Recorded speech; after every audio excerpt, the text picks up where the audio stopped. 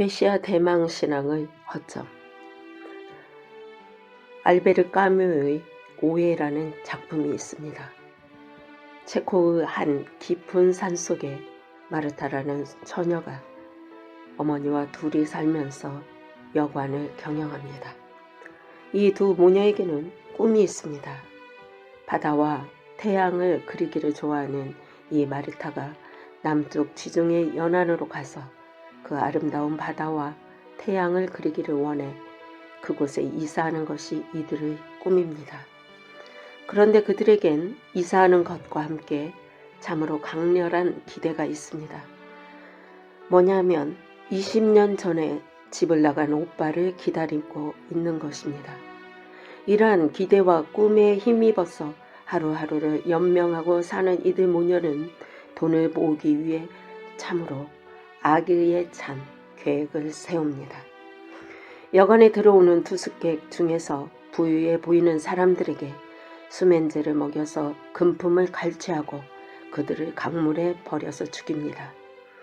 그러던 중 어느 날 참으로 부유하게 보이는 한 남자가 찾아옵니다. 이야기를 나누고 보니까 성공해서 귀향길에 있는 사람입니다. 이 사람에게 여지없이 수면제를 먹이고 금품을 빼앗고 강물에 던져 죽입니다. 그런데 빼앗은 그의 금품을 정리하면서 그의 신분증을 보니 그가 바로 20년 동안 그렇게 애타게 기다리던 아들이고 오빠라는 사실을 알고 이 두 모녀가 망연자실해서 자살한다는 내용의 소설입니다. 알베르 까뮈는 이 소설에서 인간의 부조리를 그리고 있습니다. 사람은 자기 행복을 위해 뭔가 강렬하게 기대합니다. 그런데 그 기대를 이루지 못하게 하는 요인이 바로 내 속에 있다는 것입니다. 그 부조리를 드러내는 것입니다. 사람은 누구나 행복을 기대합니다. 행복을 열망합니다. 그런데 이상하게 행복할 수 없는 이유를 자기 스스로 자기 속에 담고 있는 것입니다. 이게 바로 인간이 실존적으로 처해 있는 부조리의 상황이라는 것입니다. 얼마나 부자가 되고 성공하기를 원하십니까? 그런데 전혀 성공할 수 없게 하는 요인이 내 속에 있는 것입니다. 믿음의 세계도 마찬가지입니다. 우리 모두가 참된 믿음의 사람이 되기를 갈망하면서도 가짜 믿음의 사람이 되는 이유를 우리 스스로 자기 속에 담고 있다는 것입니다. 동방박사 등장의 미스터리. 어떻게 동방박사들이 그렇게 관심을 가졌던 것일까요? 동방박사는 알려진 대로 천문학자, 점성가들입니다. 하늘의 별을 연구하는 자들입니다. 그 전체의 움직임에서 이 땅에서 일어나는 현상들의 의미를 찾는 자들입니다. 그런데 왜 그들이 이역만리를 찾아와서 마국간 구유에 누이신 예수 그리스도 메시아에게 경배를 하는 최초의 사람이 되는 것일까요? 왜 메시아를 고대하던 이스라엘 선민들은 다 무관심하고 어쩌면 아무 상관도 없는 이방인들이 그 먼 길을 몇 달을 걸려서 찾아왔을까요? 그리고 실제로 유대의 왕이신 메시아 그리스도께 가서 경배한 자들은 목자들 외에 이 동방박사밖에 없습니다. 왜 가까이에 있던 같은 혈통인 유대인들은 경배하지 못했을까요?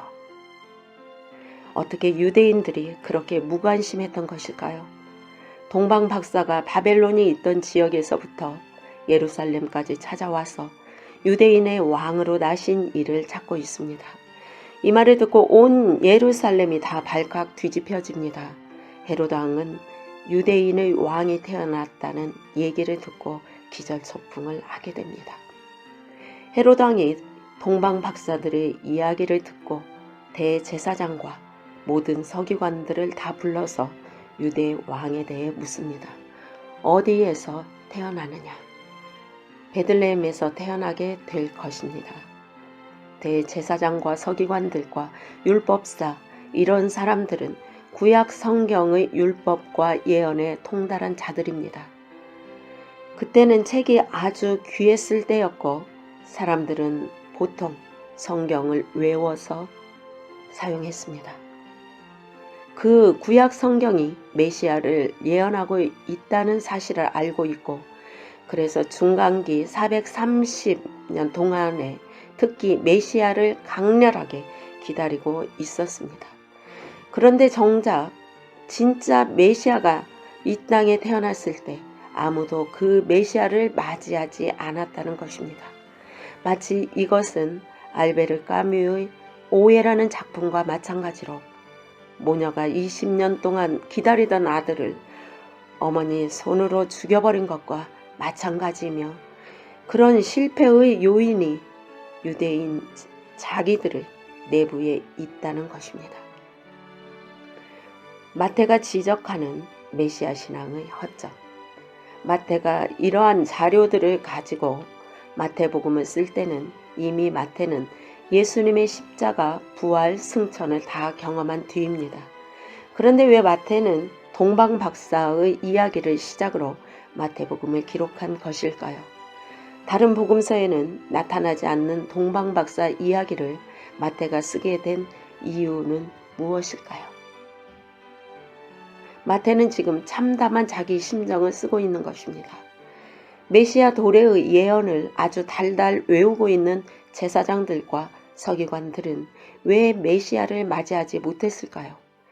유대인들이 갖고 있는 메시아 대망 신앙에 허점이 있었다는 것을 마태복음의 서두부터 밝히는 것입니다. 그게 뭘까요, 여러분? 이 설교를 드리는 이유는 이것이 오늘날 우리의 문제와 똑같을 수 있다는 것입니다. 오늘날 적지 않은 신자들이 겉으로는 그리스도를 믿고 있지만 실제로는 자기 자신을 믿고 있습니다. 그들에게 그리스도는 그저 자기의 소원이나 들어주는 전능하신 정도입니다. 그것은 그리스도를 믿는 것이 아니라 그리스도를 이용하는 것이며 실제로는 자기 자신을 믿고 있는 것입니다. 옛날 2000년 전에 유대인들이 그랬다는 것입니다. 그래서 그들은 그리스도가 오신 것을 보고도 아무 관심이 없었던 것입니다. 자기들이 원했던 메시아 그리스도의 모습이 아니었기 때문입니다. 동방박사는 하늘을 쳐다보며 살았습니다. 동방박사가 이방인이고 2억 마일리 떨어진 타지에서 살았음에도 불구하고 그들이 불원천리하고 유대로 가서 아기 예수께 경배할 수 있었던 이유는 또한 하나님이 그렇게 인도하신 이유는 이들은 하루 종일 오직 하늘의 움직임을 관측하는 사람들이었다는 상징적인 의미가 있습니다. 그 하늘이 천국을 의미하는 것은 아니지만 어쨌든 동방박사들은 이 땅의 일에 관해서 관심이 없는 자들이었습니다. 하늘을 관측하는 자들이었고 하루 종일 마음이 하늘에 가 있는 자들이었습니다. 마태가 이들을 등장시킨 그 상징적 의미로 볼 때 그렇습니다. 마음이 하늘에 가 있는 자들이라야만 메시아를 메시아로서 맞이할 수 있고 메시아를 정면으로 맞닥뜨려서 그분께 경배 드릴 수 있는 자들이라는 것을 마태복음은 지금 우리에게 가르쳐주고 있는 것입니다. 반대로 대제사장과 서기관들은 땅만 쳐다보고 살았습니다. 메시아를 강렬하게 기대했습니다. 동방박사는 비교도 안 될 만큼 말입니다. 동방박사가 메시아를 기대했겠습니까? 아닙니다. 메시아라는 인격을 기대한 게 아닙니다. 그들은 하늘을 관측한 것이지 땅에서 마음이 떠나 있는 자들인 것뿐입니다. 그런데 이 대제사장과 서기관들은 메시아라는 인격을 기대합니다. 그런데 그들의 허점은 바로 이 땅에서의 메시아를 기대한 것입니다. 메시아가 오시면 식민지로부터 독립을 이루어 주실 것이고 다윗 시대의 태평성대를 이 땅에 팔레스틴 땅에 이루어 줄 거라고 믿었고 그들의 마음의 시선은 땅에 집중되어 있었습니다. 그들의 온통 관심이 이 땅, 세상과 현실에 집중되어서 이 땅을 해결해 줄 메시아를 기대했고, 그리고 그 기대에 못 미치자 그를 십자가에 못 박아 죽여버립니다. 20년 동안 집을 나간 아들을, 오빠를 기다리던 마르타 모녀가 성공해서 돌아온 오빠를 못 알아보고 그를 죽여서 강물에 버리듯이 1500년 동안 예언되고 강렬하게 기다리던 그 메시아를 이들은 십자가에 죽여버리고 맙니다. 왜 그렇죠? 메시아를 통해서 땅, 현실, 세상을 해결하려 했기 때문에 메시아를 알아보지 못하고 받아들이지 못하고 죽여버리고 맙니다. 오늘 우리도 마찬가지입니다. 오늘날 우리의 그리스도 신앙의 허점이 똑같이 여기에 있습니다. 우리는 예수님을 기다립니다. 고대합니다. 그리스도의 역사가 나타나기를 바랍니다.